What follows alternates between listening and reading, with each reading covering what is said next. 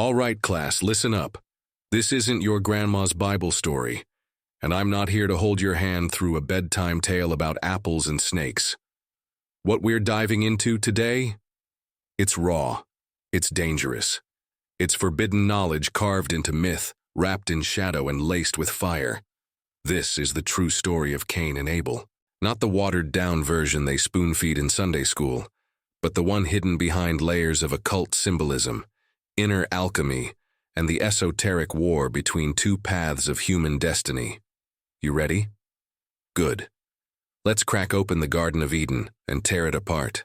The scene opens in a so-called paradise, Eden, the divine blueprint for innocence, perfection, obedience. Every tree, every fruit, every pleasure, all yours, except one, the tree of the knowledge of good and evil. And that tree, that's where the serpent is waiting. Now, here's where it gets interesting. The text doesn't call him evil. It says he's subtle, more cunning than any beast in the field. That word, subtle, means nuanced, strategic, dangerous, like a scalpel, or a philosopher's question. And what does this beast do? He doesn't hiss, he doesn't growl, he speaks. Did God really say you can't eat from any tree? Boom, just like that. He weaponizes doubt, the very first tool of enlightenment. This isn't temptation, it's initiation. Eve answers, no, we can eat. Just not that one.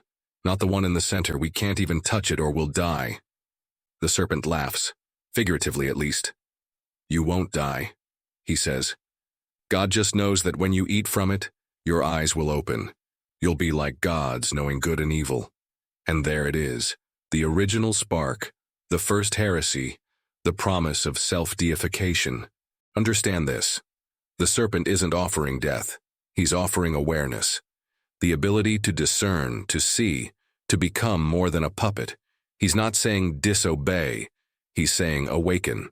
Now, let's crack that wide open. So she eats. She shares. Adam follows. And just like that, their eyes open. But what really changed? This wasn't about apples. That fruit is a metaphor, one that different traditions have interpreted through wildly different lenses. Some Gnostic sects, like the Cathars, believed the forbidden fruit wasn't fruit at all. It was sex, the carnal act, the creative, generative force of life without God's permission. Others went deeper. They said that Eve's union wasn't with Adam at all, but with Samael, the serpent, the adversary, the shadow of God. And Lilith? Remember her? The first woman, cast out for refusing to submit. Some say she possessed Eve in that moment, which means the child that followed wasn't entirely human. Cain, not the son of Adam, but the son of Eve and the serpent, a hybrid, a child of rebellion, of gnosis, of raw, unchained will. Meanwhile, his brother Abel, he comes from Adam, the lawful path, the obedient line. Cain and Abel are born as cosmic opposites, one of flesh and force, the other of spirit and sacrifice. This isn't just a sibling rivalry, it's the birth of duality, the internal war between two archetypes, obedience and rebellion, spirit and flesh, right-hand path, and left.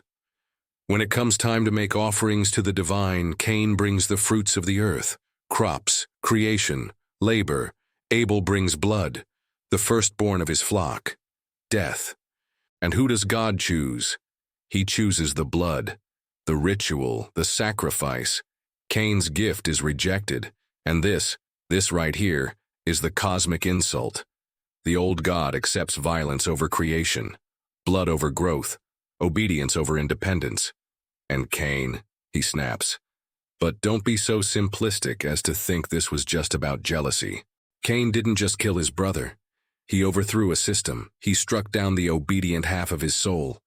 And what was his punishment? Death. No, he's marked, banished, cast out. But that mark, that wasn't just shame. It was the first seal of initiation. Cain becomes the first human to walk the left-hand path, the road of self-deification, separation from divine command, and the forging of his own fate. He builds a city, names it Enoch. He creates civilization. His descendants become masters of agriculture, music, metallurgy, the very foundations of culture. You think this was punishment? No. This was the origin of human power.